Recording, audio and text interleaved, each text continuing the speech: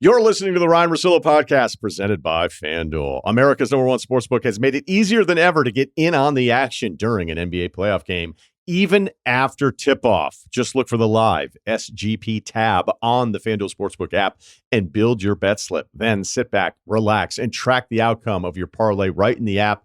And if you don't already have it, download the FanDuel app today to make every moment more. The Ringer is committed to responsible gaming.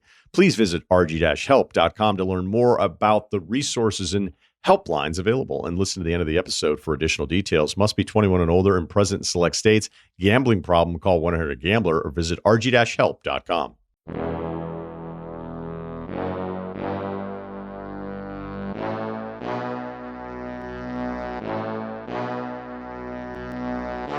On today's episode of the podcast, we go deep. Not as deep as some of those three-point attempts from the Celtics, but a great comeback from the Knicks on the road and the Nuggets on the road. What did we learn from those matchups? We'll talk a little bit more on those games and the Game 1 wins by the road team with Richard Jefferson, the voice of the NBA Finals on ABC and ESPN.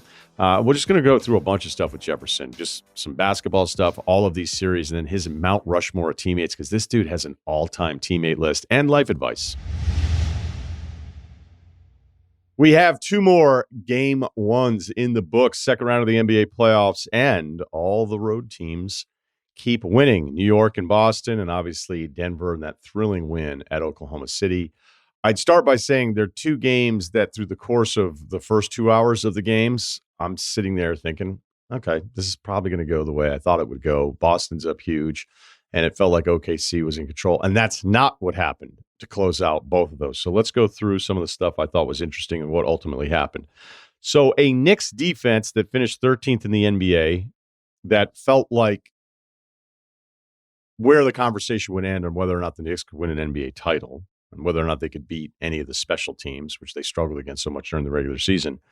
A team that has Brunson going up against Drew Holiday, Derek White, Jaylen Brown, Jason Tatum on the perimeter when he can't get Porzingis, or more importantly last night, Horford and switches, which he's going to look to do every time the bigs are out there, especially with Horford. Although Horford, I still think at this age holds up a lot better than you could ever imagine he was going to be doing. That was going to be a much more daunting task than switching into Beasley, Hardaway Jr., Schroeder, who fights but doesn't necessarily have the size, and Cade, who's just, not exactly, even with his size, somebody that you're afraid of defensively. So that was like one part of the matchup. You're like, this is entirely a different level of a challenge here for Brunson. And also the Cat part of this, where Cat can't play off of Porzingis. He can't play off of Horford the same way he could play off of Durant against the Pistons. And knowing that because the Celtics are very hunt happy in their approach to offensive basketball, that Cat was going to be brought up into all of these actions over the course of him being out there for 2 hours. So there were some real basketball things that we've already seen out play this way. Like, okay. But this defense that finished 13th defensively in the regular season was 11th defensively after the All-Star break and only 1 point worse per 100 possessions than Boston's defense, and where Boston finished after the All-Star break, even though Boston just kind of offensively smoked everyone and finished, I think it was like an absurd 20 plus wins, because one team played 28 games, the other team played 27 games. But I think there's another part of the Knicks conversation that goes all the way back to June, when the Knicks had made the trade for Mikal Bridges. And when that happened, Bill and I don't know if it was a scheduled podcast or we did an emergency pod for the Bridges trade, because it was right around the draft, where you're like, okay, the concept of Bridges with this team, the hope would be that at least he provides them another really nice perimeter defender to go with OG, to go with the Hart sprinkles and just his tenacious Hart's effort, man. I mean, he finds a way with this team. It's like, I'm always going to be the fifth option offensively. I'm not a great shooter. Teams are going to be playing off of me all the time. How else can I impact this game? And it's just sheer aggression, especially when you're talking about how Hart is just relentless. Like, you cannot lose him when you're trying to get defensive rebounds. You can't lose him because he's going to make you pay every single time you forget about him. So at least on paper, with the weak link of Brunson and Hart defensively, you're like, maybe Bridges just gives you just more depth or more options here against all of these perimeter guys for Boston. It was one of the first things you would think about. So those are just some of the initial thoughts of this series. And then you're like, what if, with all that, it's irrelevant? What if Boston were to miss an NBA playoff record 45 three-point attempts? Because that's exactly what happened last night. They took 60, they missed 45. You already know that. At 72-52, Boston's up 20. At that point, I was like, Boston should be up 35 points in this because, and I'm going to go over it because I went through the misses again this morning. There's just a lot of really good looks. At 6:19 of the third quarter, when it's 72-52, Cat, who had a rough night, picks up his fourth personal foul. They bring in Mitchell Robinson, who was 3 of 10 in free throws last night because the Celtics were hacking him, and it worked out that way. But the Knicks closed the quarter on a 23-12 run. As it was happening, I'll admit I was wondering, is this because Cat isn't out there, or the bad version of Cat that, is going to happen in a lot of playoff games for some of the best players in this league, right? But he just couldn't get it going, and he's being worked defensively here a little bit, and they're getting good looks even when they're missing against some of the Cat switches on the perimeter.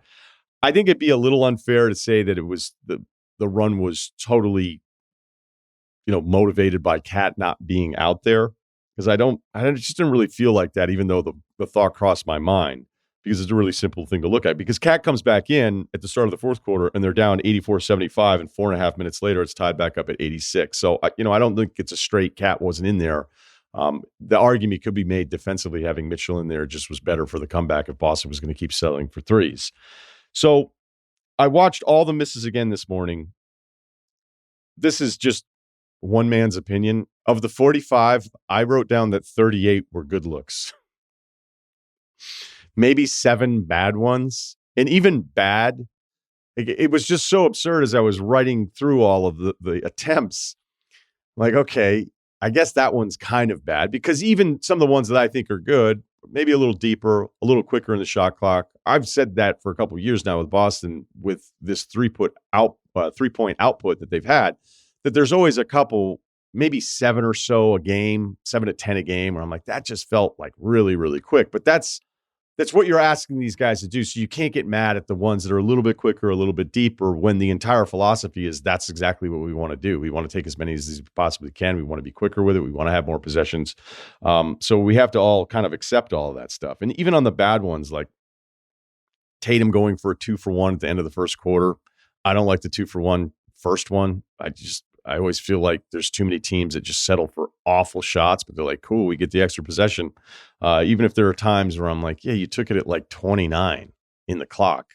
So you're going to get it back, maybe with 4 or 5 seconds? And then what kind of shot are you getting that? So now you have like 2 bad shots instead of getting one good one. But again, sometimes it's just the possession math. Jaylen Brown at the end of the first half, like, is that a bad one where he's catching it deep and he and Brunson are kind of fighting? Like, that's not really even that bad. So the other thing of the 45 misses, I'm telling you, like, probably 40 of them were open. So I even counted a couple that were open, being like, that was a little quick. That's in that gray area of the ones I don't like. So it's what they do. We know this. This is not new. They were 3 of 28 on threes from when it was 75-55. So that's your other 20-point lead, 72-52, 75-55. They close 3 of 28 from 3 after that 20-point margin. It's the second lowest field goal percentage in a game for the Celtics in the Mazzulla era, which is a short one, but still. Boston, the regular season, 1.21 points per possession. They were 0.85 last night. That is a massive, massive swing. Now, was it all about missed threes? No. I don't want to take anything away from Brunson, who once again is proving he might be the best closer in the NBA, which seems impossible for anybody to be able to do it at that size. But he hit for 11 straight points over a 5-minute stretch where he just seemed unguardable. He had a great look on the inbounds on the game winner. It would have been fitting if he had put that one in, considering what he has meant to this team for the last 2 years and these moments that he's had in the playoffs, and reminded of it again against Detroit. I think it would be taking away, it just said it's only about 3-point shooting variance. It'd be taken away from OG, who I've never felt better than I do right now about Anunoby. I love this guy. Not that I hated him, but I just felt like there was limitations with him offensively, where if it ended up with his hands on the ball a little late in the shot clock, I didn't know that I always loved the way it was going to look. But it's not only his shooting, where he's averaging more points per game in the playoffs than he ever has in his career through this run in 25. it's the shooting, it's the defensive intensity where no one really wants to drive at him. Of all the options you have to attack, if you're Boston and the Knicks, OG is the last guy that you actually want to go against. And even when Cade was working to get him switched off of him throughout that series, the number of possessions where you would see OG fighting back into the possession to try to get some kind of contest and bring help to it, like the effort level from him has been incredible. And especially when you're going up against Boston, you're like, look, when they start chucking them, get out and leak, get out and run, because your momentum is going to be going against theirs. You're going to be able to get out and transition. And he's just a nightmare dealing with it. Like how many times he finishes at the rim where it feels like, is that going to be a good contest? Is there too much traffic for him to even go up? And then it seems like he finishes that stuff more often than other guys do. So if you were talking about just the 45 missed threes today, I think you'd be missing some of the stuff with the Knicks that I absolutely loved, and the fight to stay in it against a Boston team that they'd lost to 4 times in the regular season. But the settling part of the three-point shooting from Boston is the part that's inexcusable. And Jaylen Brown talked about it after the game. It's like, hey, when it's not going in, like you need to start figuring out, I'm paraphrasing, drives, get to the free throw line. And Brown was the only guy who was doing that at times. And look, he had missed threes as well that you don't love. But go back to game 3 against Orlando and Jaylen Brown when they were having that disastrous third quarter where I think they shot, 3 of 17. And even into the fourth quarter, Brown felt like the only guy on the team was like, enough of this shit. Like, let's attack. Like, we may not make the layup, but we have to show the defense something else because now we're just getting into the settling mode. And then you start realizing like this lead is slipping away and those threes start feeling a lot tighter than the looseness of the first half of just like, who cares? We're Boston. We're just going to do all these things. I think the Tatum part of the game last night is pretty bad. You know, again, I love the guy, but he was not good. 5:32 to go in the fourth quarter. We can run through the possessions here. Tatum looking for those switches, hunting the better defensive matchups, goes at Cat, misses a 3. Switches into Cat again, then switches into Brunson, settles for a 3, misses it. Offensive rebound, ends up Tatum against Brunson. He has OG to his right, so maybe he's worried. But again, Boston spacing is supposed to prevent the help from the corner. He's just missed a couple. He's got Brunson again, and he misses another 3. He gets a switch against Mitchell. Granted, Mitchell's a different guy than Cat in that spot, but he decides not to attack him. Misses another 3. He finally takes a mid-range. Congrats. In a switch against Brunson. Turnaround, air ball. The only time he had to make from that point on was he got Bridges deep in a switch right at the hoop, and he made the layup. But at that point, it kind of felt like everything was a little too late. Before the inbound where Bridges just attacked the basketball of Jaylen Brown. Granted, they were up 3, so they were probably going to foul there. So it made it a little bit more complicated for Brown to try to figure out a way to make the catch and then still get free for a 3-point shot. But prior to that, Tatum probably had, we're asking him now to take a bad 3, but an opportunity to get one off knowing that the Knicks wanted foul up 3, which again, we can talk about a little later in the second game. So there were all of these possessions where you're watching with Tatum, you'd be like, you're going to keep doing this over and over again. And I think last night was, and I remember I did this big rant after an Atlanta Hawks stretch where the Celtics, I think, lost to them twice in the regular season last year, where it was just settle. And you're like, is this approach going to come back to bite Boston at all? And then guess what happens? They win an NBA championship. So you feel like I can't actually criticize this approach with everything. But last night was just the embodiment of anybody that's watched the Celtics regularly the last 2 years going, is this potentially a flaw? And it's hard to say that it is when this team wins a title 11 months ago, but that was it. That was the it's not really the blueprint, but that was the 2.5 hours of, oh, this sucks. But they're going to argue shooting variance, and the shot quality is, like, I know Mazzulla mentioned it. Hey, shot quality was terrific, process, all of different stuff. They're not wrong about any of it. I think it's just in those closing moments with Tatum, you're like, hey, you want to try anything else? And it was like, no, I don't. Okay, more dramatic, perhaps even Denver's win against OKC happening on the last second shot from Aaron Gordon. So it played out early the way I kind of expected it to. The defense from OKC, all of these incredible moments, the plays that these guys are making, how smart they are, all the variables that they have to throw at this Denver team, which can feel like a one-man band at times. But it was not the case last night. But I just have a bunch of plays here that I love. There was a play where Jokic is on the left block. He's got Chet on him. Caruso comes down to double him. Westbrook goes to cut off of the double, thinking like, there's probably some kind of pass from Jokic here. Jokic is thinking the exact same thing, yet Caruso's already a step ahead of both and realizing I'm going to show the double, I'm going to come, and then Westbrook's going to cut, and then I'm going to jump backwards and intercept this pass. It was nuts. It was so beautifully played by Caruso. I was like, okay. And that's a moment where Jokic is going to be thinking, I didn't think he was going to do that. There was another play where Murray was just way too casual at times against this team. And that is the one thing I've said all year about OKC. Well, it's not the only thing I've said about OKC, but when you're going up against them defensively, you cannot screw around. Murray loses it with just a casual control the ball, and Caruso knocks it away. Murray, a pass to the left side in the first half, just really slow, regular season speed. Caruso steals it. First play of the second half. All right, Denver's in it. The score is not certainly insurmountable, as we learned later on. First thing, set the tone here. A bit like the Van Vliet 4-point play at the start of Game 6 at Golden State, where Golden State's like hanging on by a thread. They're obviously behind in that game. And then you come out, you're like, all right, fourth quarter, it's go time. In this case, it's the third quarter. Murray's first pass, he's not even doing anything other than, I'd call it an entry pass, but it was like past the 3-point line. It's so slow and just casual, and Caruso jumps that. So you're like, all right, guys, you're going to have to be aware that Caruso is a step ahead of all of the stuff that you're doing.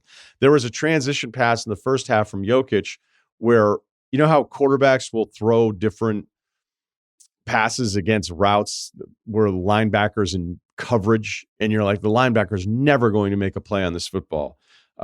Maybe not apples to apples here, but Jokic, of all people, throwing a transition pass, and Dort just jumps up and steals it midair. It happens so quick, you're basically thinking, like, did that actually just happen?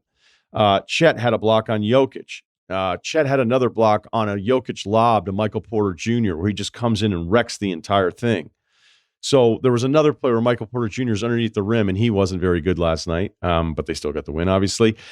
But Michael Porter Jr. is just hanging down there. It's like, hey, man, you don't have this much time against this team. And he just gets smashed at the rim. So a lot of the defensive stuff that you expect from OKC on display last night. 67-54, 102-90. OKC's up both those moments. I'm like, this feels right.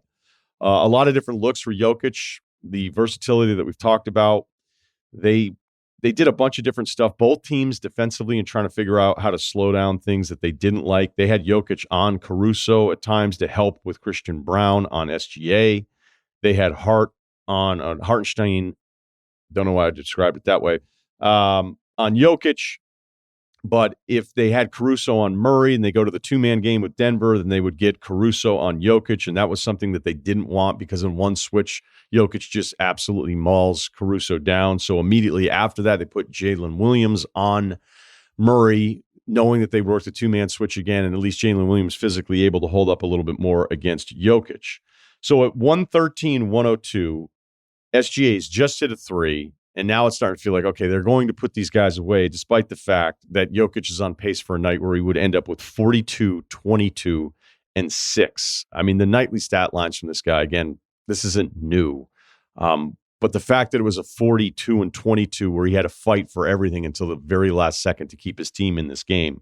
Again, incredible stuff from this dude who's not going to win the MVP. And I don't want to make last night, it's one playoff game about the MVP debate and all that kind of stuff. I mean, even as a Jokic voter, I think it's a little unfair to be like, see, I try to tell you guys the entire time. But if you did it, I wouldn't be mad at somebody else for doing it. I just think after one playoff game, it feels a little ridiculous because, look, SGA wasn't really the problem offensively. It was the others that I think led to their demise in the second round of the playoffs last year. And I'm not saying this is going to happen again because it's the seasoning, even though it's newer for Chet. We know what Jalen Williams' numbers were last year, and just feeling like even if you look at the overall numbers, like, oh, it wasn't really that bad. Well, in the moment, it didn't look all that great. But I'm going to run through a couple different plays here because Denver really started to send more help to SGA. And I think that's some of the stuff that people have talked about with this approach offensively for the Thunder is what happens when teams just completely sell out to try to bottle up SGA, and then the other guys are going to have to make plays. You would think, based on the way this roster is built, that there's enough options outside of these SGA doubles. Well, those options didn't work late in the game last night. That's what led to this massive comeback. At 4:43, Caruso left totally wide open to 3-point line on the right side because of a double SGA. SGA at that point, they did a few different things. They had Aaron Gordon on him to try to keep other people out of the switches. Caruso misses that three. They double SGA again. Jalen Williams, he's so open, he was almost hesitant about it. At 3:33, he misses the three. SGA comes off the ball because they're trying to avoid him bringing it over half court and just going right into a double team. So they try something a little different, have a pin down screen for him. The second defender still kind of hanging around Brown. Chet's in the corner for a three at 2:05. It was a good look. He misses that one. SGA had another play where there were three guys on him. Not like a full-blown triple team, but it was two are shading. Somebody rotates over. Westbrook comes up again. So now there's like a second defender that's in the space. So SGA doesn't really have room to take the shot that we all want that guy to take. So 48 seconds, kicks it to the left side. Jalen Williams drives, tries to hit the layup. It was a really tough layup. Like, they didn't look good from the start. You're like, you're going in there. But it's something that he kind of had to do to get aggressive, and he misses that one. So those are four misses, with the last one being tough, the first three being really good looks where no one knocked down a shot. And if that were to happen over the course of a series with the Thunder, as much as I love this team, like, it feels ridiculous to say, hey, that could happen a bunch of times and they're going to lose in the second round. Like, I don't think that, but it happened last night. And then, of course, up one, Chet at the free throw line in a huge moment, did not look comfortable at all, misses the free throw. Aaron Gordon comes down and hits the game-winning three. So I think option-wise, OKC felt like they were almost experimenting in game one of the playoff game. There was a moment with Daigneault where I thought it's funny because he's trying to figure out maybe what he likes or what he doesn't like. Both coaches were doing a lot of different stuff with the defensive assignments and how they were changing their defensive strategy. So it made it a lot of fun to watch. But I'll admit at one point, and this may feel a little unfair, I was kind of like, it's almost like Daigneault's coaching as if he's losing the game and searching for something, where this experimental approach that they've been so adamant about during the regular season, hey, which groups work, which pairing works? Are we a double big team? Are we going to stay single with Chet or Hartenstein? Or, what do we like here? What's our best perimeter defensive stuff? What's the best stuff off of SGA? And they've still almost won 70 games tweaking things along the way. So I don't know if there was an element of that with the staff. It's like, let's look at game one. And it felt like they were going to win the whole thing, or at least just the game. I'm not talking about a title here. The size part of this is supposed to make a difference for OKC, because last year, the biggest knock on them was their rebounding. Their biggest flaw last season was their rebounding rate. They were 28th in the NBA. This year, they were 19th, but they're going to go against Denver, who is the best rebounding percentage team of any team in the NBA and have been the best rebounding team in the playoffs through 8 games so far. And it showed up. Denver won this game with rebounds, 63 to 43. So a plus 20 edge on the rebounding numbers there, and then 21 to 13 on offensive rebounds. So I think there's a lot of side-to-side stuff that I liked with OKC, even though SGA's, they're going to run it straight at you. He's going to start from the top. He's going to get to his spot. He's going to get free throws. He's going to score 1 million points, even if you could look at the overall playoff numbers. I just don't know what to do with any of the Memphis numbers because it didn't really even matter against them. I don't think SGA was the problem, even if he had a few misses there late. But every time I would watch OKC, and if Denver were loading up on the SGA side, I'd be like, that's your option on the other side? Like, that's a great option. Look how open that guy is. And it just didn't work. It didn't work for him last night. So also looking at the bench, I guess I could stay here with the starter the last couple of points. Jalen Williams, 5 of 20, 2 of 9 from 3, 0.5 points per shot. Abysmal numbers from him. Probably scares a few of you Thunder fans out there being like, is he still not going to be ready for this moment? Let's not go there after only one game. Caruso was 7 of 12, but the rest of the bench made 3 shots for a Thunder team that we always like their depth a lot. And I'm going to give it to Westbrook. I keep waiting on the Westbrook game where it's a liability, and it hasn't happened. It'd be wrong to say, hey, there's so much more good than bad, because there just hasn't been. I mean, look, there's some defensive stuff with him. There was a 2 turnover stretch where it ended up not being a second turnover because it was a kickball, forcing the passes a little bit. I always worry about his emotions and the energy of the moment and him feeling like he's getting revenge on these teams. I don't know why he'd feel like he has to get revenge against OKC the way he would feel after the Clippers or the Lakers. I don't even know if Houston's part of that equation anymore. So knowing some stuff from the regular season where it felt like if Westbrook missed a couple threes early in a game, he'd be hesitant to take the open looks again. Knowing at times where he's in such a hurry to get it back to Jokic to show that he's deferring to the star, that some of the passes are just like, you don't have to get it back to him in that spot. The concerns I would have about teams playing off him and then it's screwing up Denver's spacing, whatever those are, and whatever those minor details are about the negative side of the Westbrook thing, my expectation was that they would show themselves and be more damaging in bigger moments, and they haven't. So credit to him for, I think the best thing you could say about him and why he's such, or has been such a huge bonus for Denver right now, is that he is never in these playoff games thinking that he doesn't belong out there. And sometimes that gets the best of him. But so far, it's been a huge, huge part and just a rewarding factor of him being out there for these minutes. Because remember, the whole reason he's on this team is he was cheap. They didn't have a lot of room to sign anybody, and he was available. And now he's playing major, major playoff minutes as Denver goes up 1-0 in the series.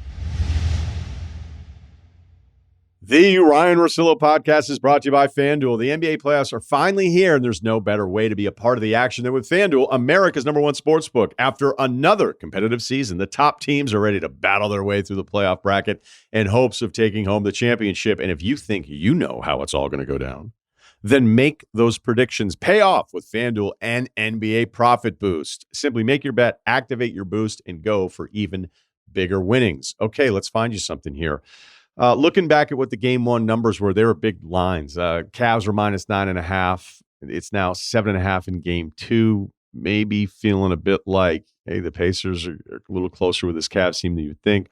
Boston, I think, was 9.5 minus the Knicks. Game two's -10.5, so no adjustment on that one. OKC was close to -9.5, 10, -11 now in game two.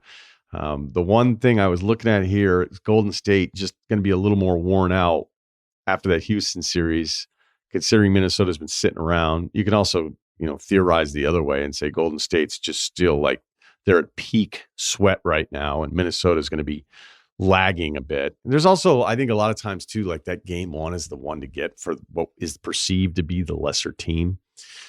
So a lot of times game ones can be the most misleading game in the entire series. So having been through all of that stuff and throwing it at you, I don't have any of those things. What I am looking at is Andrew Nembhard over 20.5 combined points, rebounds, and assists. That's -108 right now. Now, why are you going with that? Well, it could be a little bit of the tendency of Halliburton to defer. So you're not playing against another, like next to a point guard who's going to want to shoot 30 times. You also could be looking at something defensively here where Nembhard's the guy that they're going to be leaving a little bit. Now, he shot 7 of 10 and lit it up, but let's just combine the points, rebounds, and assists and where Nembhard has been and compare it to that 20.5 number that FanDuel is giving you right now. Going through the Milwaukee series, combined 26. All right, so I'm giving you the combined points, rebounds, and assist number here. Game 2 against Milwaukee, combined 26. Game 3, total dud, 12. But every other game, 25 combined in game 4. Game 5, that's 26 combined. And then in game, he didn't even have a rebound in game 1 against Cleveland, but he had 23.6 assists, so that's 29. So he's been over that number easily, except for just that one bad game against Milwaukee. So the bet there is Nembhard over 20.5 combined points, rebounds, and assists. Don't just be a spectator this postseason. Head to FanDuel.com/Ryen, RYEN, to download America's #1 sportsbook and make every moment more. Must be 21 and older and present in select states, or 18 plus and present in D.C. Opt-in required. Bonus issued as non-withdrawable profit boost tokens. Restrictions apply, including any token expiration and max wager amount. See terms at sportsbook.fanduel.com. Gambling problem? Call 1-800-GAMBLER or visit rg-help.com. Fired up to introduce my, I guess, neighbor, sort of, Richard Jefferson, former NBA player. Six-man teammate. Six-man teammate for the best weekend of the beach out here. And also, kind of cool to say, one of the voices of the NBA now for ESPN with the finals coming up here. So I'm happy for you. Congrats on all the success and moving up this year. Hey, good to see you. Thank you, man. I've been very, very blessed, been very, very fortunate. When you say it, that does feel weird, like as a little kid watching basketball and all of a sudden to be like, bro, you're one of the voices of the game of basketball. Like, that's trippy. Thank you for bringing that to my top of my brain at 9 a.m. this morning. It's funny because you're making the rounds because the video has been out of Draymond's first make, the first bucket of his career, and you were on the Warriors with him, and you got a technical after the first make, and you're immediately like, "Hey, man, let's." Before we dig into all the playoff stuff, I knew I was going to bring it up, but I just couldn't help myself. What was that like? And obviously, it was a sign of things to come. You know what? I had gotten to know Draymond. I knew a little bit about from college, but I know Tom Izzo guy. So he gets there, and I think I'm year 12 or 13. My back is fucked up. So I'm in full, I'm just going to be a veteran role. I got young Clay. I got Steph, who hadn't quite grown and established himself to be that guy yet. He was still dealing with the ankle surgeries and stuff. But I just, Harrison Barnes, Kent Bazemore, I had this young group of talented guys that I was like, fuck it. If this is how I go out mentoring these guys for a year, cool. So I get to know Draymond a little bit. And first shot he hits, he's screaming and yelling, gets a technical. And he gets technical, whatever. But he was like, no, I got you. I'm like, no, Dre, this is who you have to be, bro. I know enough about this game. You got to be a mean, not dirty, but a mean motherfucker. That's who you have to be. If you do that and play with that intensity, now you got to control it. Then you're going to be in this league, because he's a second round pick just trying to make it. If you out here not instilling fear or people being like, oh, here comes this guy. Think Pat Bev. Pat Bev is like, I'm trying to prove that I belong here, even though I know I belong. So Draymond, now he's gotten a little outside of the realm at times. And that's where I feel like every once in a while I'll text him, or I can put a message out via social like, Dre, you know I'm the person that's saying this is who you have to be. But with that power, you also have to regulate it, I would say, better than he has at some times. But most of the time, they've won 4 championships with him, you know? What do you feel when you watch Steph continue this run at 37? Because you're right. You were there for his third year, and it was like, okay, this guy might be pretty good. And then that third year to fourth year jump was like, okay, this is going to be serious. So let's start with what you see now and what you feel knowing that you were there at the beginning. I obviously I didn't know. No one knows. I had Jokic at the end of my career also. I did not see 3 out of 4 MVPs and possible 5 straight MVPs. I didn't see that, but I saw something special. You're different than the other group. Now, how they build around you, how they maximize you, if they decide that you're the guy that they're going to maximize, right? Because Steph, that third to fourth year, they were still trying to figure out. He took the same type of deal that Ty Lawson got. Let's put it in perspective. Ty Lawson and Steph signed about the same number when you look at salary around that space. I think it was 4 years, whatever. That year, Steph breaks the 3-point record. Now that year, Steph is healthy. And now they start to build and being like, okay, we can build around this guy. And then they started to add the pieces to maximize him. And then he just kept blossoming and growing to what on earth? I think with Steph, there's a joy that he plays with. And I'm not around Steph very often, but we did interview him. I just did the Game 6, Houston Rockets, Golden State Warriors, just did that game. And Steph, gracious enough, because not a lot of superstars do or ever have, he greets us with me, Mike, Doris, our producer, Tim Corrigan. He comes and sits down. I'm talking about, we're sitting in the hallway in chairs to be respectful. He walks in, sits and talks with us for 5 minutes, walks out. That to break up a superstar's kind of routine in those moments. So for us, it's always, how can we be as accommodating as possible to be gracious and say thank you? Whatever it works around your schedule, we're cool with that. Whether it's 3 minutes or 8 minutes, we'll take it. Steph walks in, asks a bunch of questions. He is still a funny little shit. He is the joy in which he just has always had makes it special. I'll tell you a story. So I believe he was up for the community, the teammate of the year award. Are you familiar with this? Did he win it? I'm not sure. But he was up for it. Mike Breen starts telling the story about it. Do you know the story about the guy, blah, blah. And I'm sitting over here next to Steph. I'm sitting next to Steph, and he's like, yeah, you know, more story. And I have no idea the story about the Teammate of the Year award. And I have no idea. Steph is such, we'll keep it, such a little smartass. Breen's here, Steph's here. We're both looking at him, and he goes, Richard has no idea about the story. And everyone just starts laughing because I had no idea. And he's like, Richard's going to need some follow-up questions. We're sitting here before a big game, and he can just laugh and joke and like mess with people. That's where he's a special, special person, and definitely a next level superstar, because not every superstar has that type of charisma and just gravity. Yeah, he did win Teammate of the Year this year. It's one of the lesser known awards. Do you know the story? Do you know the story? I don't believe that I do. There you go. And you are a basketball savant, and you don't know the story. Who is it named after? Well, I have it in front of me now, so it's Twyman Stokes. But okay. Do you know the Twyman Stokes story? I've lost track of all these awards. Well, it is a really good story. I'll let you read it up. But when you read the story, the award actually carries more weight. And I think they should do a better job of describing what that story is and the origin of it. I think that would actually make the story a little bit bigger, because I don't think it's so. I didn't know it. And Mike's I didn't know it. I have it in front of me now. Mike's telling Steph the story, and now Steph is like, he could feel the energy from me. Right. He can feel the energy come from me. I'm like, I'm leaning in like, is he going to tell the story, or is it basically the same thing I'm doing to your audience at home? It's an incredible story. I just read the synopsis here as you were going through it. So Murray Stokes, Jack Twyman, and then Murray Stokes suffered an injury, permanent paralysis, and then Twyman became his legal guardian. So spending the rest of his life with him. So I'd lost track of that one.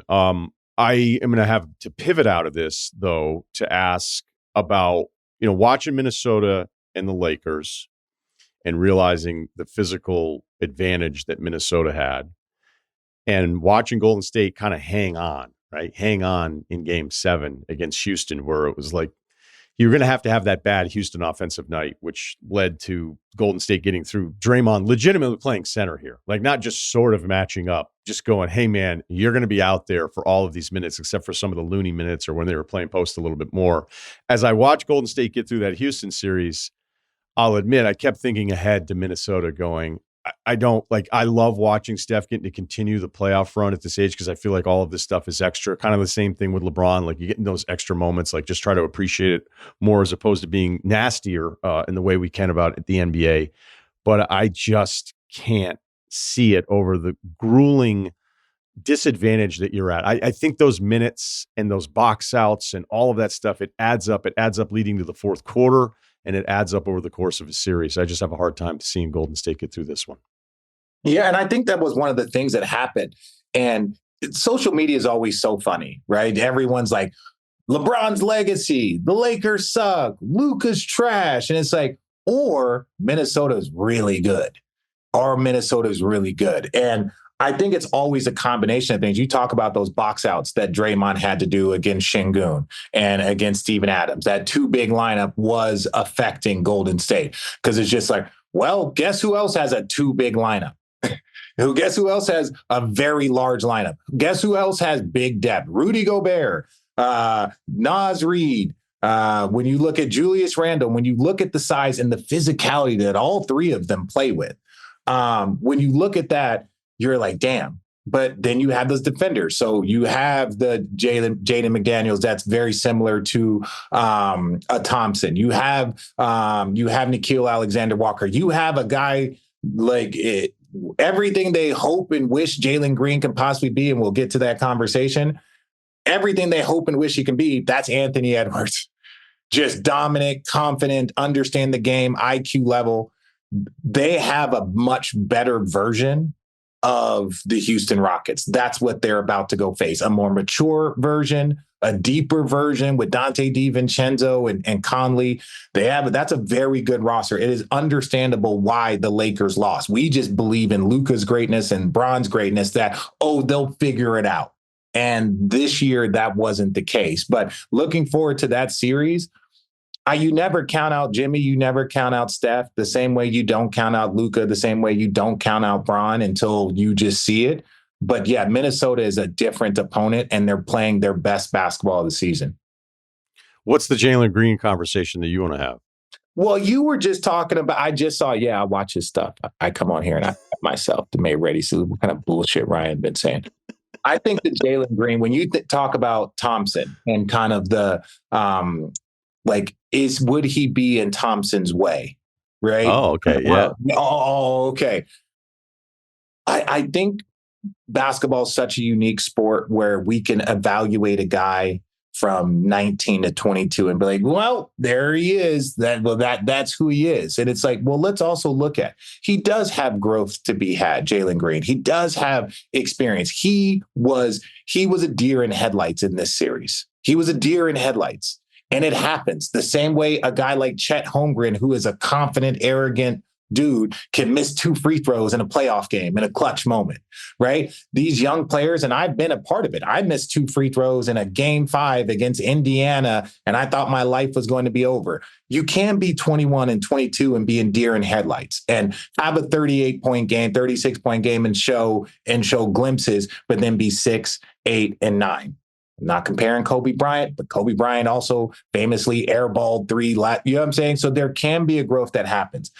I watch Thompson and I think of him as a jack of all trades. He's got a long way to go before he can prove that he is an offensive threat. Not like he's shooting, the percentages, the technical look on his shot that needs to be improved. There's a big gap there. So he's got the intangibles of all the basketball greatness. Jalen Green's got the skill. So I think as long as Jalen Green continues to progress, which he's made big jumps year over year, as long as he continues to progress, I think they actually work together because Jalen Green can do things that Thompson can, and Thompson can do things that Jalen Green can. So I don't quite think that they're in each other's way because both of them got this experience to be against this team and having the number 2 seed because over the course of the season, they could complement each other and build off of that and be kind of like, quote unquote, a combo good player. Is there any of the game 1 results? Are there any of the game 1 results where the home team losing these? Because we're talking about what we consider clearly the 3 best teams in the NBA this year, OKC, Cleveland, Boston, all losing at home. Are you concerned about any of them based on what you saw? No, I think the series, I think Cleveland coming off a series in which they blew out their opponent. There was no competition, 0 resistance, elevation of intensity, but no resistance. So for them to get, the Pacers, which are coming off a physical series where they did similar things, long athletic opponents, Giannis and Brook. So for them to come in the series with a punch and a force, not surprised. Boston, I would say Orlando had some physicality to them. But ultimately the Knicks were in a grind out series. They were even, what's his name? Detroit? No, for Knicks. Josh Hart. Mitchell. Yeah, Josh Hart. Josh Hart said, we've been hit with bats for 6 games and we brought our bats to this game. They had to. That was the only way for them truly to beat the Knicks is to come with the physical and then to persevere for 48 minutes. That's the only way for them to do it. And they did. Right. Then you get Brunson you give me Brunson with 90 seconds in a tie game. I'm feeling confident. I'm feeling very, very confident. You give me Brunson. So when you look at these series for Boston to, have an easier series, but now to really be tested versus a Knick team. And then on the other side, OKC, younger team, cruise through their series. Denver's coming off a game 7 where they're fighting for their lives for 48 minutes. And they continue to do that here in this situation. So when you look at the series and where each team came from, that's where it's like, okay, I can see how this would go down this way. Still shocking, but I'm still not changing kind of the idea that the Boston Celtics, if healthy, are the best team in the league. I'm not changing that. But yes, I can see where they've all kind of gotten to these 1-game situations. Over the course of your career, do you have examples, and I'm putting you on the spot a bit here, but like the Celtics are very Hunt happy, and it's hard to argue with any of the stuff that they've done offensively. As I said in the open, it's like you could sit there and be like, oh, they're too reliant on the three. And like, yeah, sure, you had the game last night, but they also have the title from last year. But chasing down and hunting the mismatches, constantly switching into those stuff. Have you ever played with a team where you felt like you did it too much? Does it become this default setting where you're not really running anything, and then everything is in front, the ball and you, and everyone knows what the decision is, and then everybody else is just kind of watching it because you can become a little too predictable, and you're also running a lot of shot clock down, hoping to get into the matchup that you want? Do you have anything from like a team where you were like, man, we did that? No, not with J. Kidd, that's for sure. No, but that's what I'm saying. Not with J. Kidd, not with Pop, not with when I had Steph, not with, when I played with Vince. When you look at this team, that's what makes them unique. They shoot more threes, all the things. Like, they are a unique team in NBA history. The Celtics, the way they play at the rate that play, the amount of two-way players that they have, they're a unique team.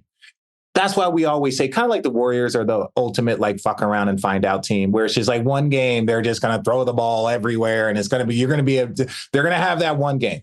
Well, I think the Celtics oftentimes have a game where they just lay a dud. They shoot too many threes. They do all this stuff. And you're like, wait, that shouldn't be. But over a course of time, it starts to work. Because they have too many weapons. No one's going to be off for 6 out of 7 games. No one's going to be off there collectively because they have 8 two-way players that can hit threes, that can play defense, that can play one-on-one, that create shots, and then it's just believing in the system. So I haven't seen a team like that, but it feels like we always get 1 or 2 of these games where now we're questioning the entire system that's worked for them for the last 2 years. They won 61 games. They have a very, very bad shooting night, but ultimately they are a team very similar to the old Golden State Warriors, where in 90 seconds a game can feel like it's over. Yeah. Yeah, and it still felt like it was over last night when they were up 20, and I was going through the shots again this morning, and it's hard to argue with Mazzulla's point on the shot quality. It's just when you set a record for the most threes ever missed, it's just not many people are going to want to defend that the next morning.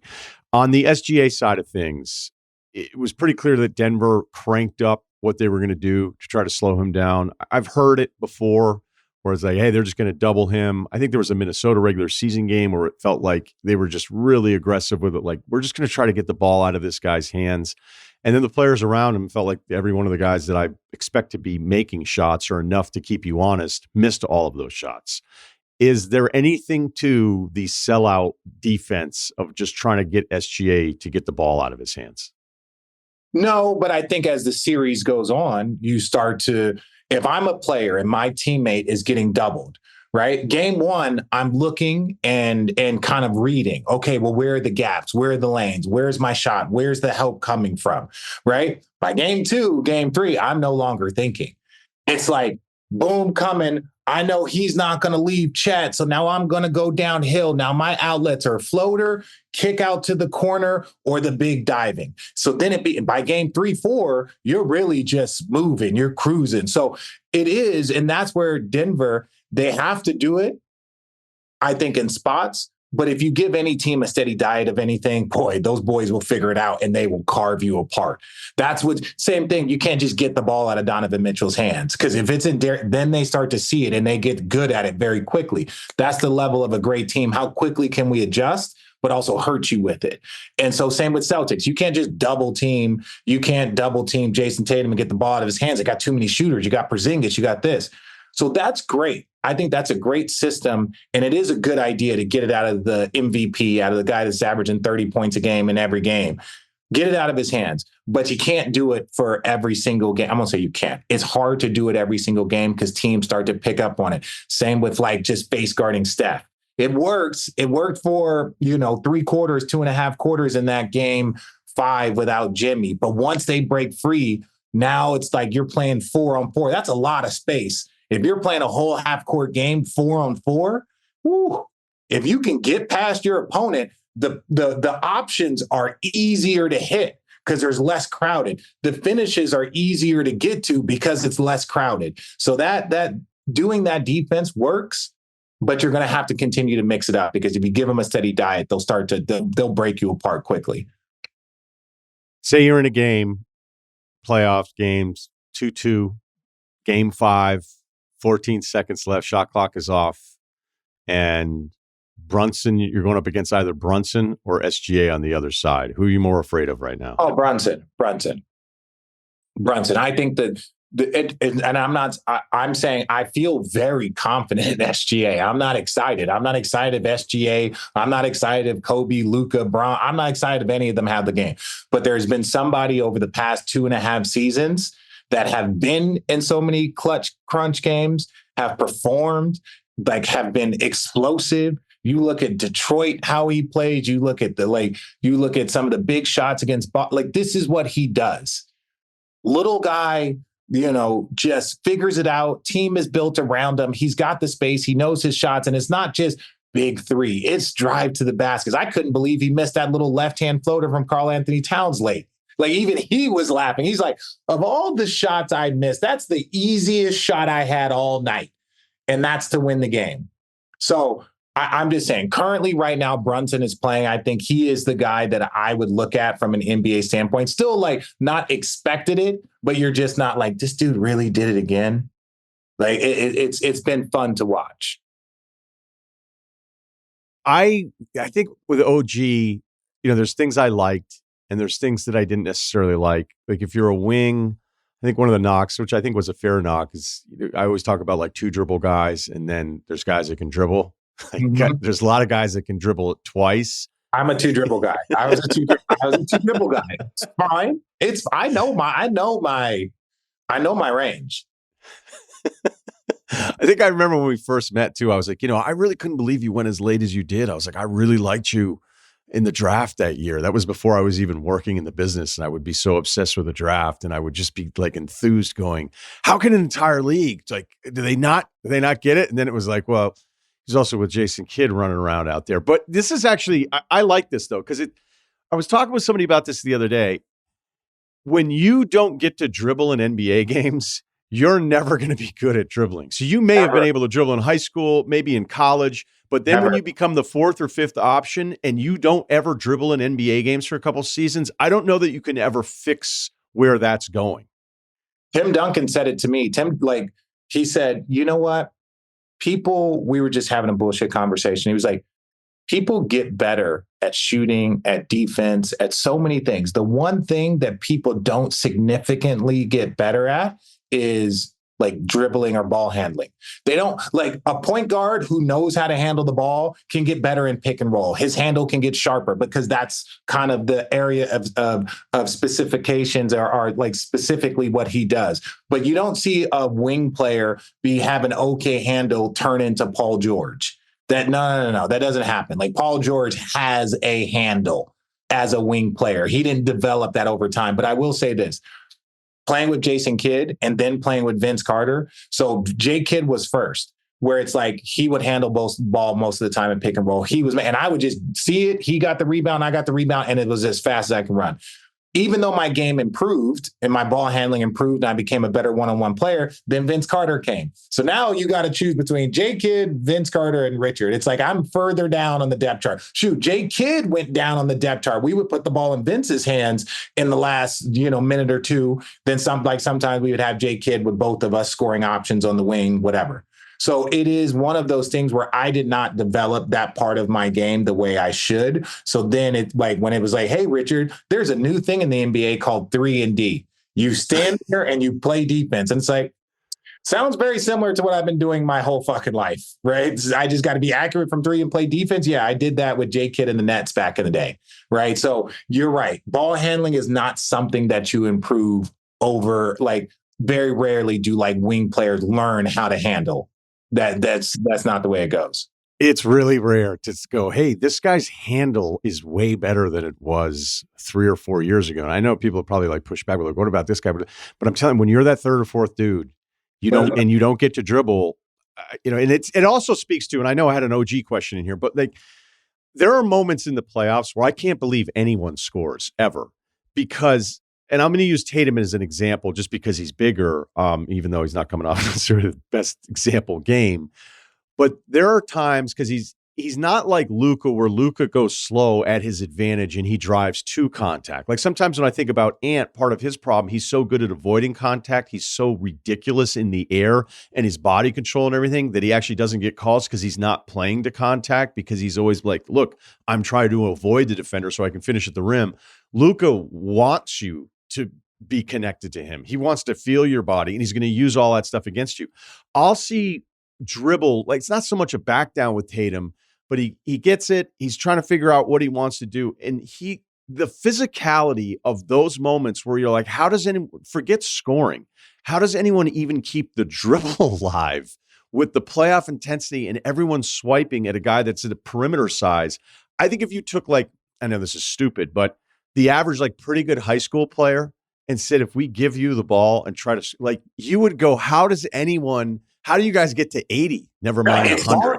It's hard to do. That's where I tell people, I'm like, this is why the game becomes even more beautiful in these moments. Because you're like, you have the best, biggest, most athletic, in shape men trying to stop you from putting a ball in a hoop that could be anywhere from 25 to 30 feet away. That's where you're starting.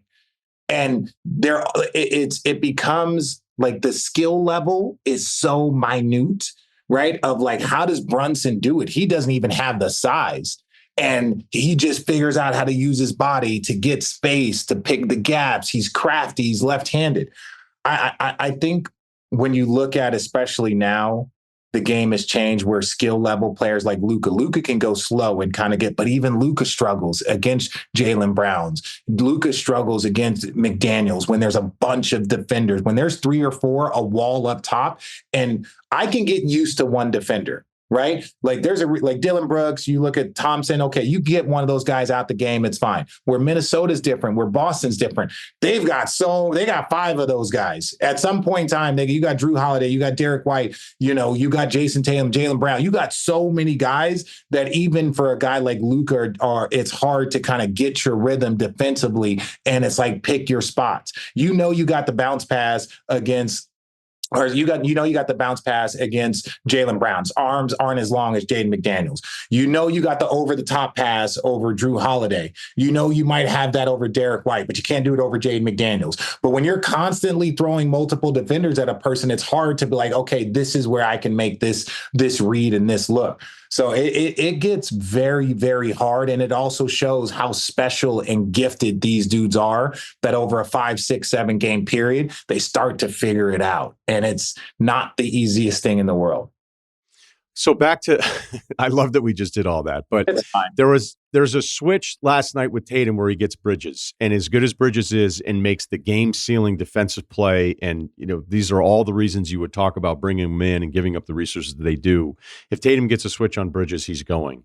If he ends up with OG, he doesn't want it. I mean, OG is the last guy that you want. And it's something you certainly can avoid, but sometimes it's just not going to happen. We don't talk about OG defensively the way we talk about maybe a Dort or McDaniels.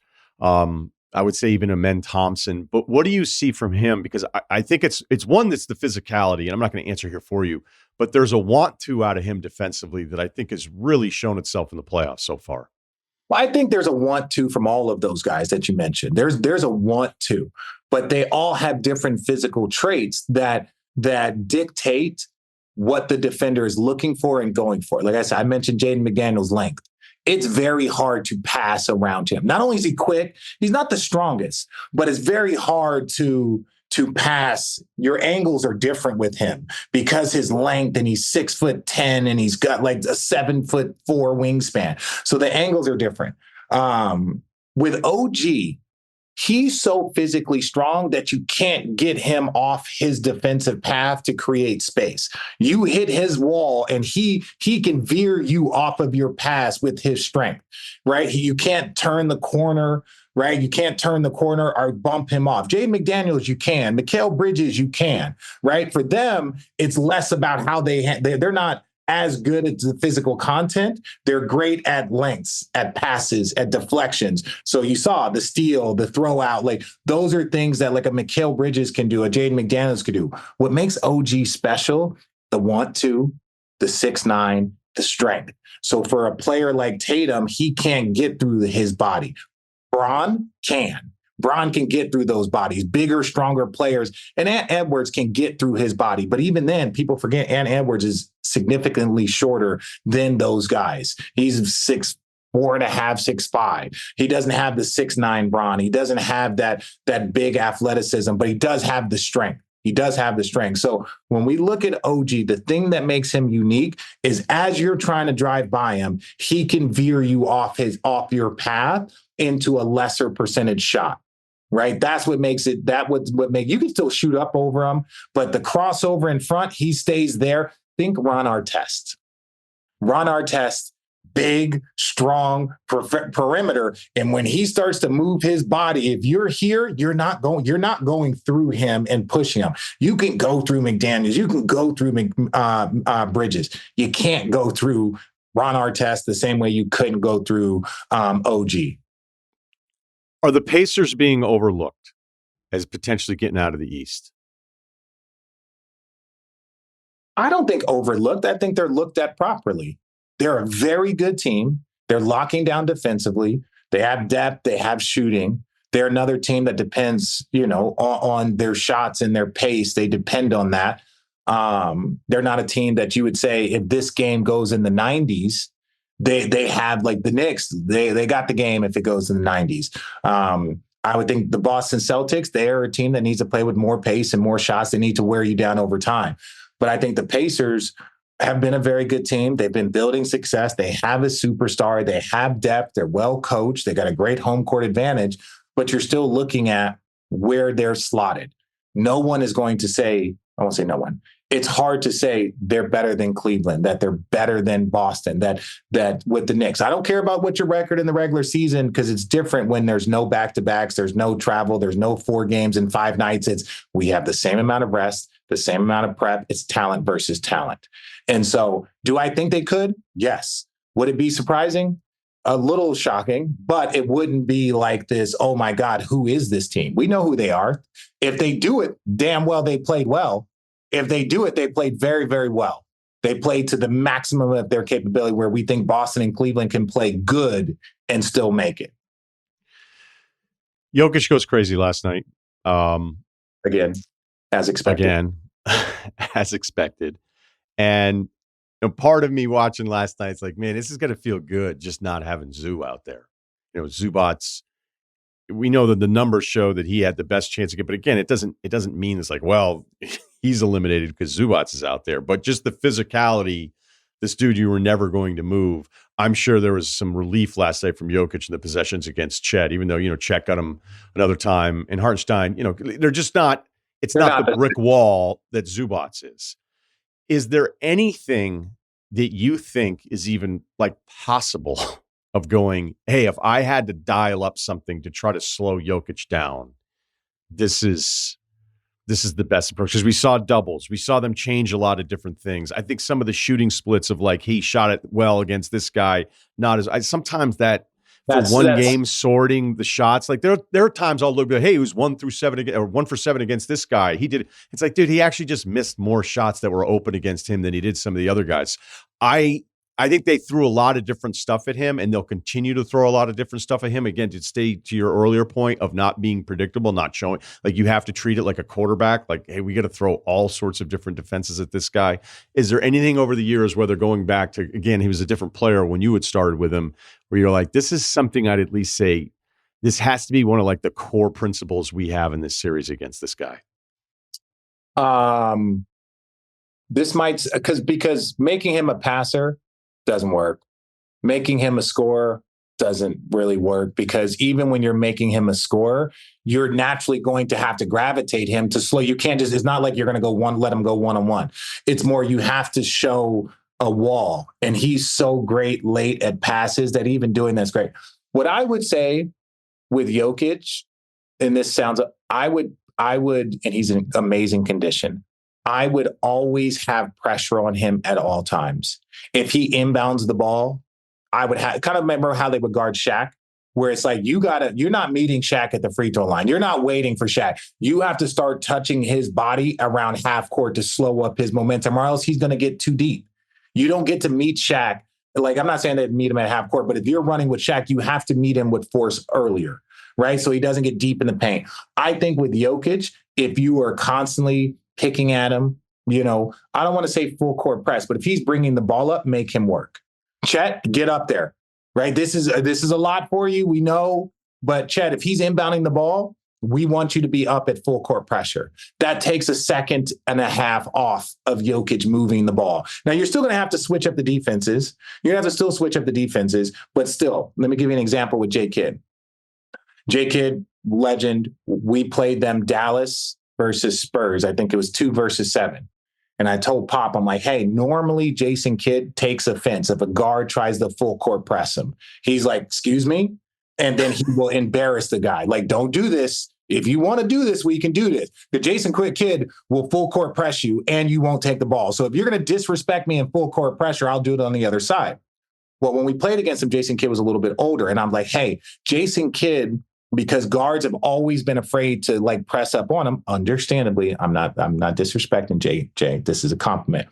But when he got a little bit older, I'm like, when you make him turn his back and throw passes like if you're in the half court, if you pressure him and make him throw passes like this, he can still do it, but it's very different than when he's looking at you like this, making passes and this. So we got up in him, maybe just made him turn his back. We made him turn his back and have to handle it, Magic Johnson from the Mark Jackson, make him handle it like that. And so Tony would get up into his body and J.K. and Manu would get up into his body. So we cut off half the court of his passing, right? We cut off a portion. So he's still effective. He's still effective downhill, but we cut off a portion of the court instead of letting him do that. With Jokic, it's similar. You just have to get up and pressure him a little bit more before he even gets to half court. Make him make passes. You know how he sits at the 3-point line, he's got the pump fake and he's got all of these whips. Make him, instead of doing that at the 3-point line, make him do it 1.5 feet. Now that shot's harder. Now that pass is longer. That's harder to do. But if you make Jokic extend out a little bit more, maybe now his downhill dribble takes more effort, takes one more dribble. But if he's catching it at the 3-point line and then picking you apart, shots, pump fakes, drives, make him extend 1.5 feet behind the 3-point line. The same way you have to you deny the ball out and make them have to start their offense further out, make Jokic have to start his offense and his system a little bit further out. And 1.5 feet is a big, big, big difference. That's my long-winded answer. No, that's good. I mean, you got to think of something. I mean, that sounds like Lou Dort, right? That sounds like trying to it's my biggest thing with Jokic, and I think the Clippers let him off the hook a little bit with it, is you've got to try to find a way to get him away from the basket defensively. You've got to figure out a way. And I would think with Oklahoma City, if you're having Chet set a screen, there's still an option for Chet on a roll or a catch.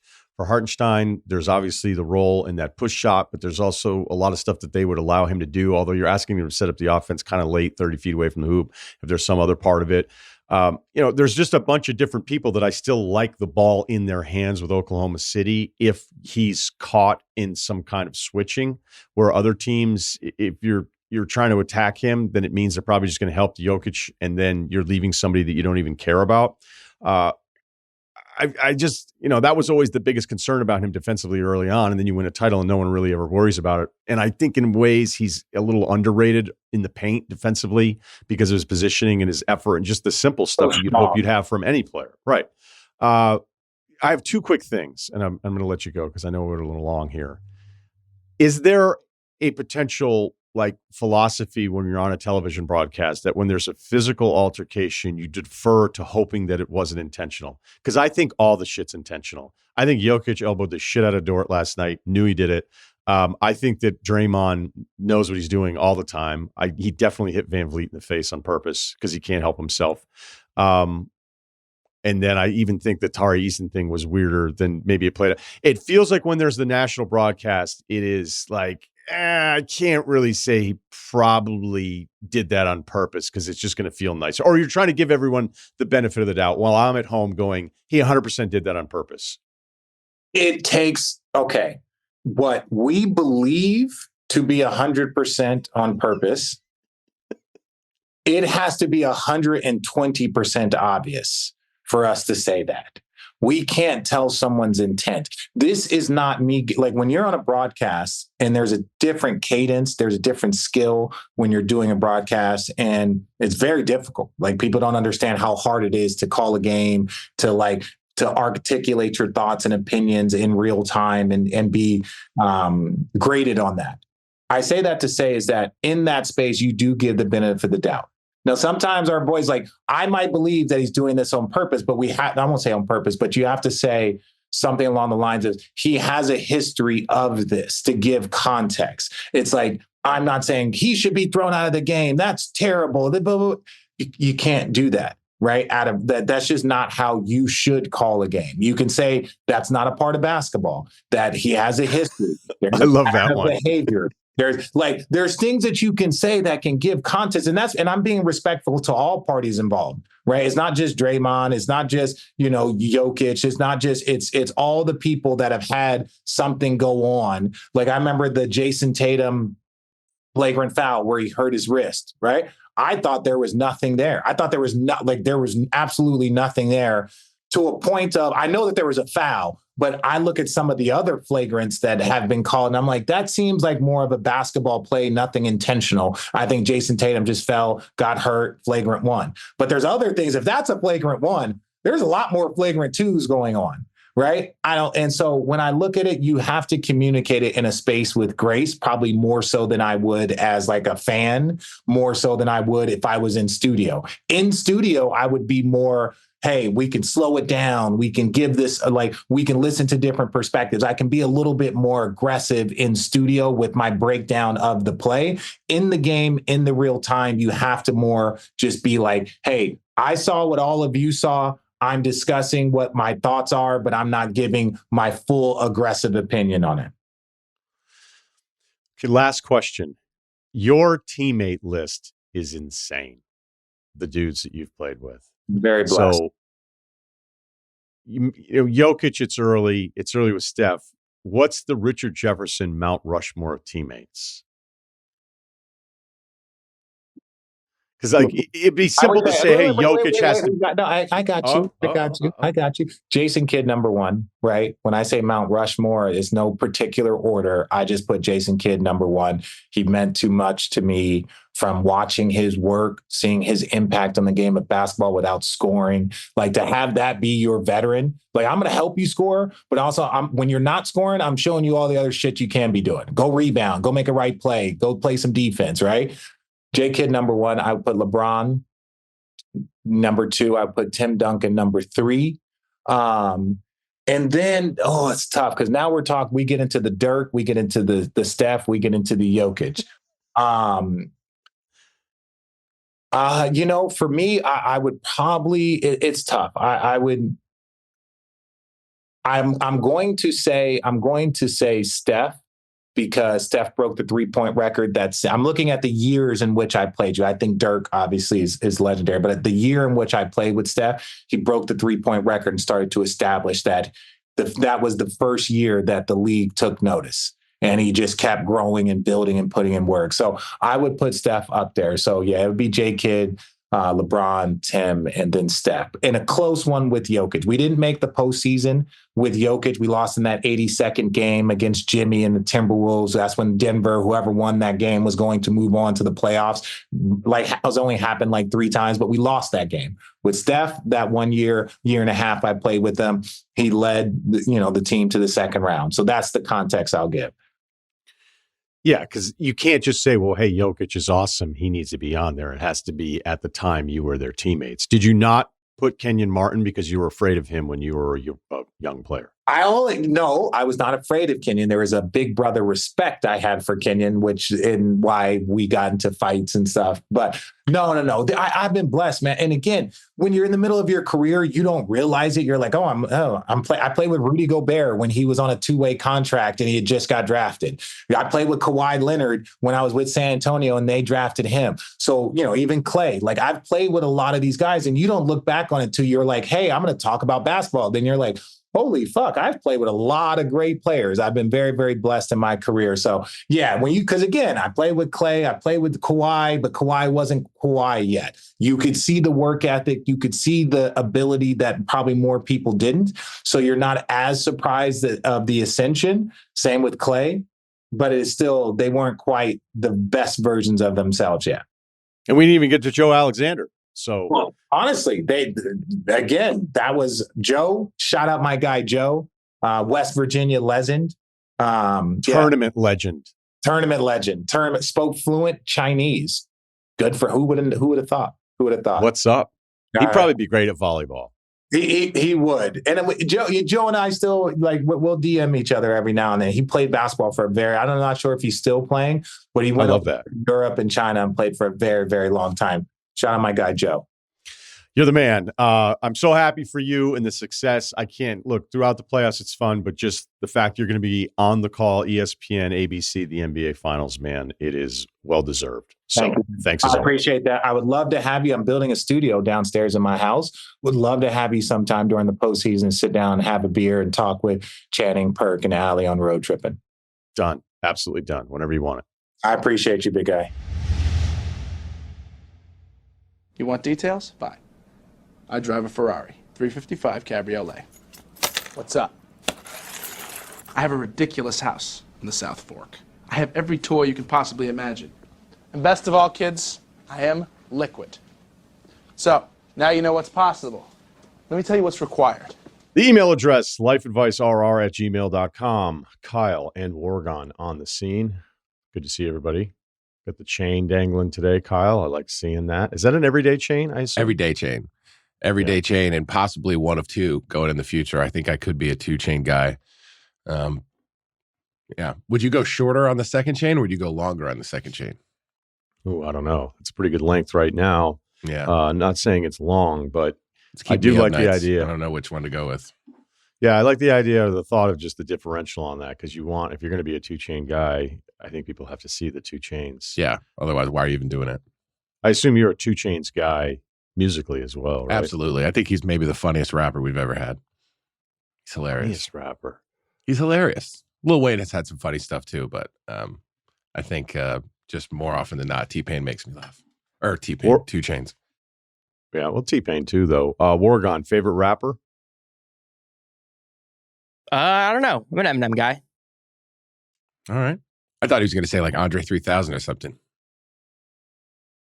Yeah, unless we took T-Pain from him. All right. So we have some further information on the pontoon boat. Ooh. Then we had somebody else email us saying, I think I saw that actual bachelor party, but I don't believe that that's the case. So we're not going to read through that one. So 5'12", 195. Yes. When I refer to myself as 6 feet tall, people act like I'm a 6'6" team claiming about a national championship, a 6'6" team claiming about a national championship. But I'm literally 72 inches tall, so now I say 5'12". Before switching to machine work for my joints a couple summers ago, I got up to benching 315 for 3 sets of 3 and squatting 405 for 3 sets of 5.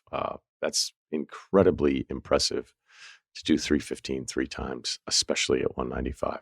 So good for you. We'll give you the 6 feet. Anyway, following up in the email from the last pod about the bachelor party pontoon boats, I'm the groom.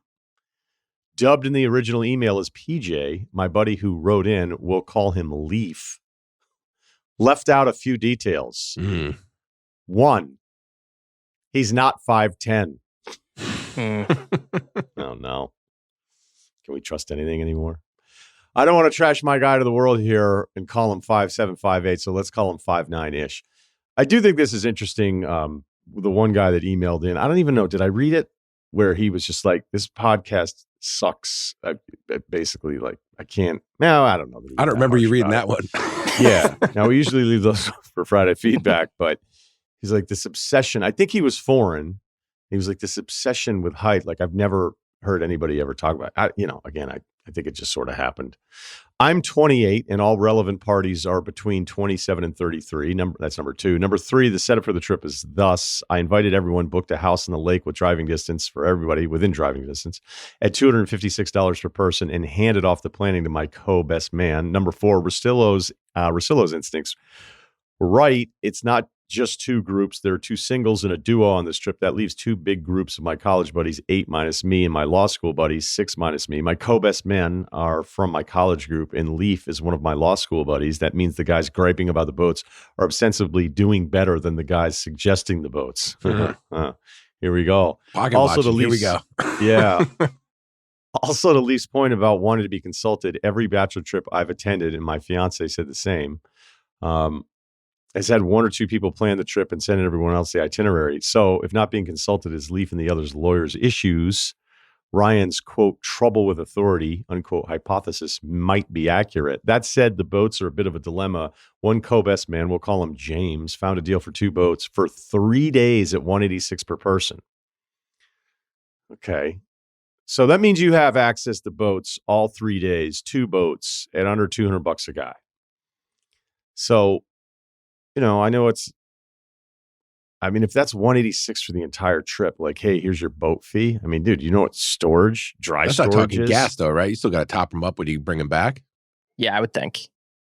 Yeah, but I mean, if you're just pontooning them around the lake, I don't know that you're blowing up 3 to days of boat Malibu at races. 20 knots. 3 days of boat races could totally up the. Everyone's passionate about it. Just can't wait to get back out there and go for round 12. We won't all fit on one boat, and there are Right. some waterfront bars, restaurants. So James wants 2 boats to make sure we don't split up getting to and from each place. The boat rental has a 3-day minimum because it's a holiday weekend. All right, so they had to do the 3 days. They also agreed to cut the price to $40 per person if we get 2, meaning one boat isn't exactly half the price. Okay, so that's where the 186 is. Again, it's 186 for the entire weekend to have boats. Again, That's cool. I like boats, but I kind of know where this is going. On the one hand, $440 for the house and boats is still cheaper than Vegas flights for our other buddy's bachelor party. On the other hand, we're almost doubling the cost of the trip before food and drink for the boats we may not want to use, as we've already mapped out a lot of other activities for the weekend. Other guys are also worried about the danger liability of the 3 guys, including me, with boating licenses, staying sober enough to drive, or just generally avoiding damage to or accidents in the boats all weekend. Boating these bars and restaurants is also slower than driving Ubering would be, so it's not adding convenience, only experience. My biggest concern with the boats is, 1, the cost will make us feel obligated to use them when we'd rather not, or 2, we won't use them as much and guys are resentful that they wasted $186. People keep saying it's my weekend, I should decide, but honestly, I don't see any world in which I don't have fun this weekend, so I can't bring myself to care. So I'm requesting the best wedding gift if possible. Best wedding gift. God, why am I? He's suggesting the best wedding gift possible is for the Russillo pod to decide for me. Again, the options are no boat, $0, 1 boat, 120 a person, 2 boats, 186 a person. Thanks, guys. Okay. All right. Look, a lot of good points. I don't think the cost is crazy, especially for this group, 2733. Others may say, hey, why are we going to do this? Why are we paying 186 a person? Again, if it's only 1 boat, it's 120. So I think it's important that he pointed out it's not just half price if we stay to the 1 boat. The fact that they have to do the 3 days because it's a holiday weekend, you're right. Like, you're going to be looking at those boats sometimes being like, we're not even using them today because you have other activities planned. I'd say number 3. I don't even know if I numbered the first 2, but the boating license anxiety is a real thing because clearly somebody's going to have to stay sober enough at a bachelor party while you're bar hopping on the waterfront, which sounds awesome. And look, pulling up with your crew that first time and then having the boats, hitting a couple spots, getting onto the boat, hitting up a different one. Like, I'm picturing places that I've hung out that are like this, and then just cruising back, sun is setting. You're thinking about the night. Tunes are a little widespread out on the pontoon. That's pretty epic. And it might be worth the one awesome night that you do that to feel like you're wasting money the other nights. But is there going to be somebody in this age group? This is a dangerous age group for a bachelor party. If it were post 40s, I assume there's one guy that would be thrilled to drive the boat. So he'd have a good excuse because he just doesn't want to be hungover anymore in his life and he cannot possibly stand it.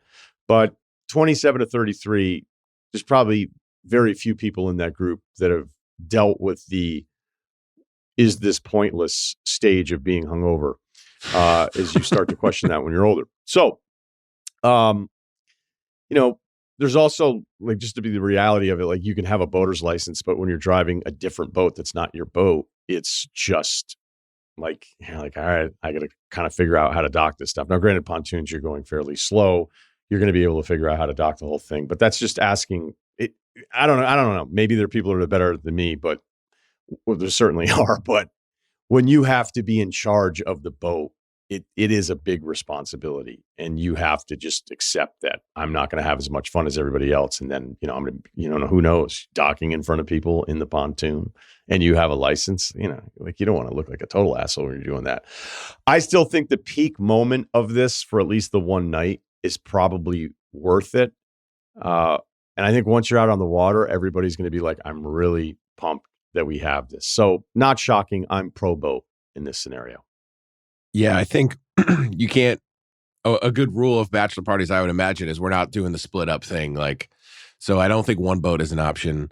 And I think you over prepare, which means that you bought the boat for 3 days and you probably use it one day. I'm just thinking back to Ocean City, Maryland, where if we didn't have any structure, probably could have been at Secrets a little less. We had a great time, but it was just sort of like, everyone was up for like 2 hours and we're like, maybe we'll throw something on the grill, but I guess Secrets opens pretty soon. Should we just go back? And we basically spent 3 days at Secrets in Ocean City, Maryland, rather than, anything else. So I think that's cool to have a little structure there. And I would vote for the boats. 2 boats, can't go one. You don't want to leave anybody on land for that.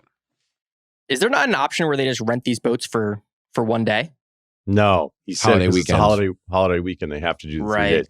Like, I just wonder, I'm sorry to jump you, Wargon, but I almost wonder, does it feel like it's a wasted cost because you're not going to be using them a bunch of time? Because I would argue a night out on the lake, bar hopping, pontoon boats, 2 boats, $186 a guy for just that experience.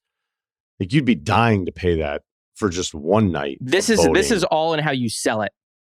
You tell these guys it's $186. We have it for tonight, and then we also get it for the next 2 days. Oh, nice. Well, Jordan Belfort there. That was great. That was great. Like, you're gonna have a good time on that one night. Wolf of Lake George. That's right. Awesome. Is this legal? An amazing opportunity just came across my desk. Who buys this? Mostly postmen. I don't know that there was, like, if the cost were extravagant, and I don't mean to, do this at times in the pod when we're talking about money, where I know that I can kind of default to like $186. Like, come on.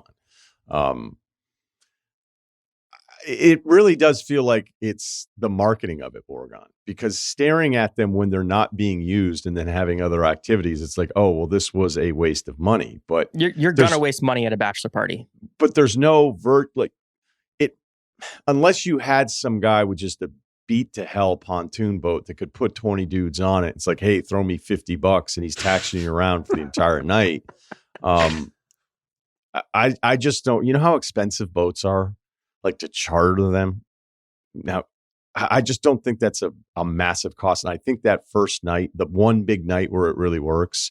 And then if you have just a lazy day where you don't feel like doing anything, because it's like, I don't know if you're going out 2 nights or you're going out 3 nights, you just say, hey, do you guys just want to take a cruise? Who wants to take a cruise around? And then half the guys do. And who knows? There's probably going to be one guy who's like, well, I didn't even use the boat the third day.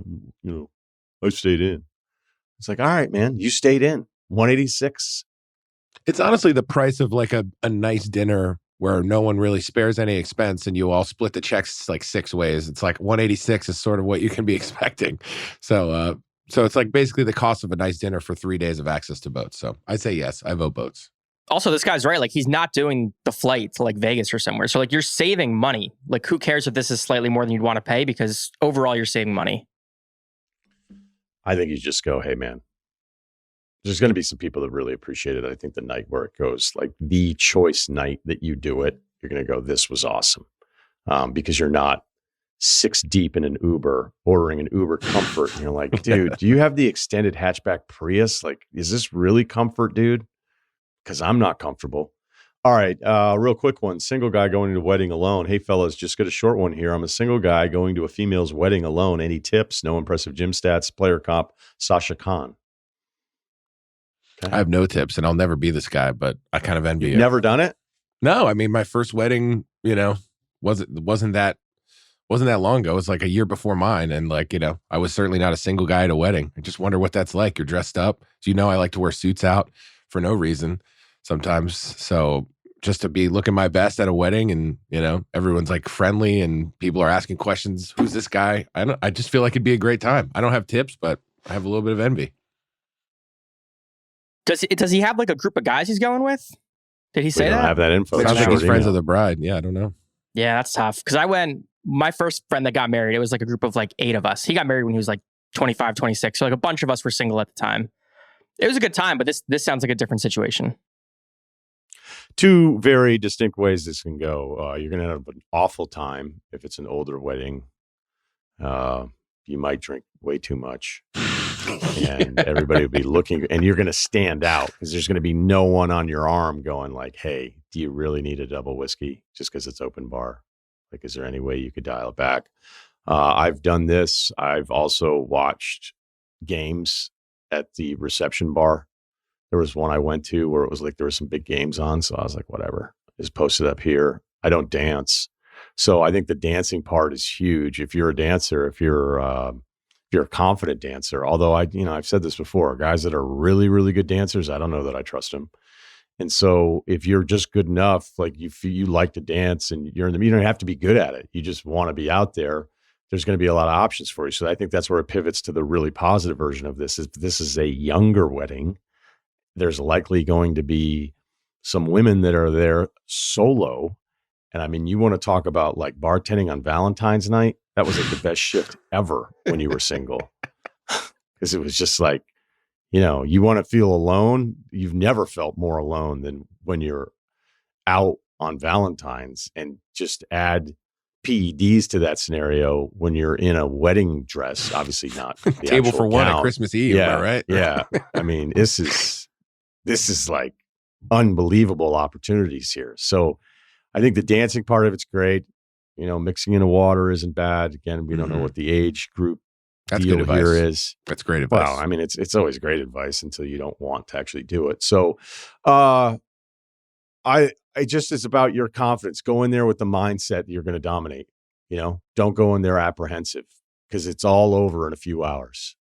And if you go in there like second guessing yourself, being insecure about it, and it's a little bit older, you start checking out Minnesota Golden State. You're like, oh, Ant's going off. And you're over by your side, and people are like, it's a wedding. Guy does he not even like anybody? Like, why did he get invited? Yeah, I'm kind of talking about myself a little bit right now. Yeah. So I think there's a ton of versions where this can go both great or bad. Maybe you pull a little Wedding Crashers where you dance with a kid sober, hopefully. Get that out of the way early if that's on your list. Yeah, right. It's like, oh my God, he's so great. Wait till with Cotton Eye kids. Joe comes out at like 8:30 and do that one. I'm not a dancer, but at this last wedding, I mean, something came over me. I don't know what the hell. I was probably was your wedding. No, the wedding I just went to when I was back in Poughkeepsie. This wedding was actually in Brooklyn, but I don't know what the hell happened to me. I was just like towards the end there. And then I started giving the guy a couple requests. I noticed nobody was doing that, so I didn't know if it was okay or just people didn't have the stones to ask him. He played all my stuff. I mean, really, when you see the opportunity to ask for Ride With Me by Nelly and it's going to hit and the DJ's on board, I mean, I felt like the king of that Brooklyn warehouse, wherever we were, just for a little short time. That's great. Yeah. That's great to hear.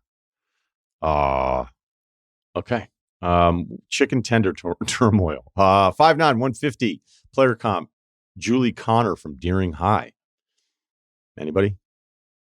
Okay. Apologies for the outrageously lengthy email. All right, we're on to you. But wanted your advice on how to handle this lunch event, as it will surely be repeated. I went with some friends to a local fast casual place that specializes in chicken tenders. Could it be Raising Cane's? Two of us are ordering the same thing. 3 tenders and French fries. Sounds like Cane's. Sounds like Cane's. The tenders were priced something like 3 for $10, 6 for $15. Again, sounds like Cane's. Shout out to Todd Graves. The fries in regular or large size were similarly mispriced in favor of the larger size, so it only made sense for Lucas and I to exploit this pricing loophole and get the 6-piece with the large fries and then split them. However, here's where the dilemma came. Having been in this establishment many times, we knew the tenders are not uniform like McNuggets. Right. Yeah, so you're right about that. Real chicken. But that's part of the adventure. Always fresh, never frozen.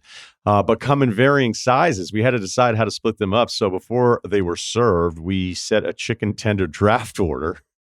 After some debate, we settled on Lucas choosing 1, 4, and 5, and me choosing 2, 3, and 6. If one of the tenders were significantly tinier than the rest, this would have been bad for me, but that wasn't the case, as the 5 versus 6 was a tough choice. That's great to know that your tender depth was still, pretty strong at 5 and 6. The fries were easy to split as there were too many and neither of us really cared how even it was. But wondering, since we may do this again, how would be the fairest way to split the 6 chicken tenders? How fair would it be? It goes without saying that I love the pod and spending time on a Sunday night writing this message. I kind of think you nailed it. I mean, Awesome, dude. Yeah. I have 3 groups of friends. Only one circle could I even have them get them on board to do something like this silly, but also actually pretty efficient. Like the 2 other groups would just be like, what are you, an idiot or something like that? And there's only really one. It's probably the LA guys that I could have this sort of fun when we're splitting something at Rage and Kane. So really awesome. 3 groups of friends is a ton. Good for you. Well, you got, it's like the regular Poughkeepsie guys, college guys, and dudes from out here. Okay. I'm just thinking, like, if we were in this situation and I tried to broach this, they'd be like, what the hell's wrong with you? And they'd be making fun of me for it. But this is really cool when everyone buys in. I mean, there's only 2 of you guys, but still, I think that's really neat. Did you have crossover in your group? Is there one guy from one group that the other group actually really likes and is accepted and almost gets excited about his energy? Yeah, I'd say the best looking guys in each group all linked up.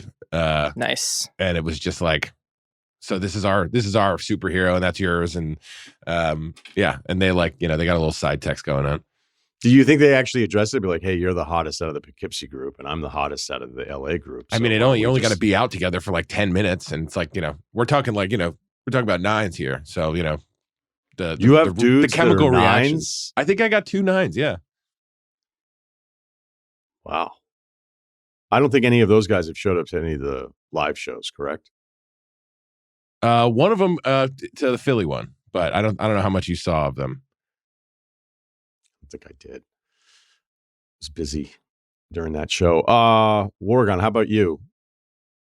No, none of my friends are 9s. What's the question?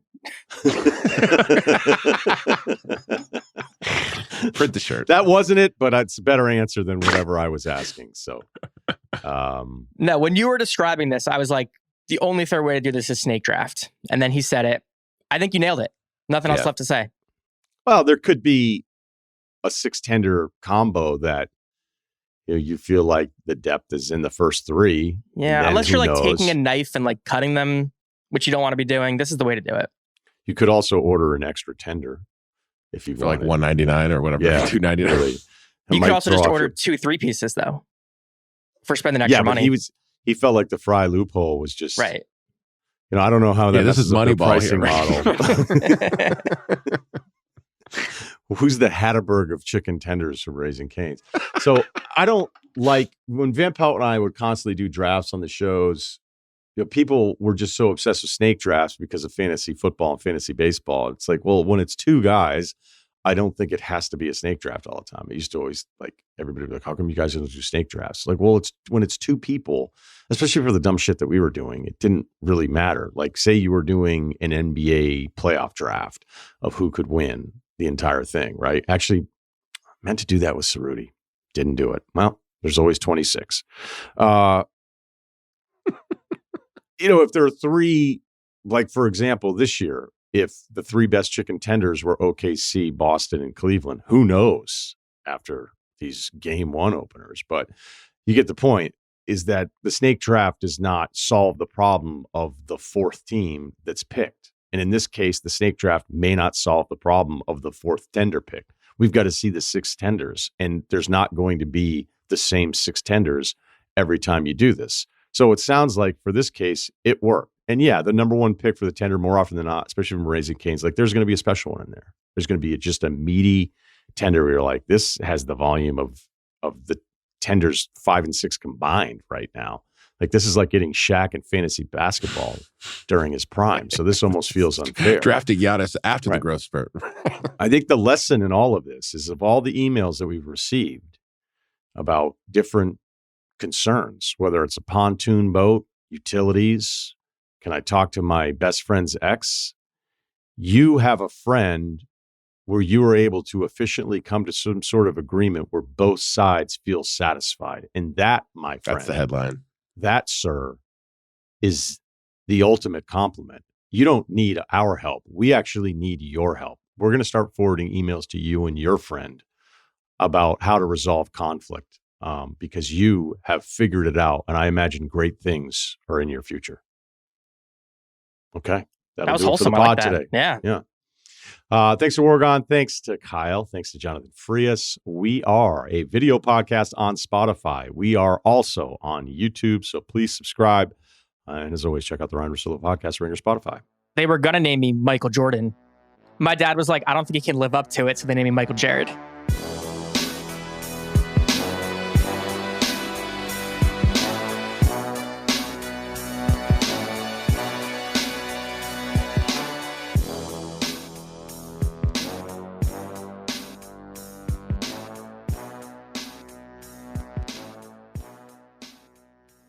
Must be 21 and older and present in select states. For Kansas, in affiliation with Kansas Star Casino, or 18 plus and present in D.C. Gambling problem, call 1-800-GAMBLER or visit rg-help.com. Call 888-789-7777 or visit ccpg.org/chat in Connecticut or visit mdgamblinghelp.org in Maryland. Hope is here. Visit gamblinghelplinema.org or call 800-327-5050 for 24/7 support in Massachusetts or call 1-877-8-HOPE-NY or text HOPE-NY in New York.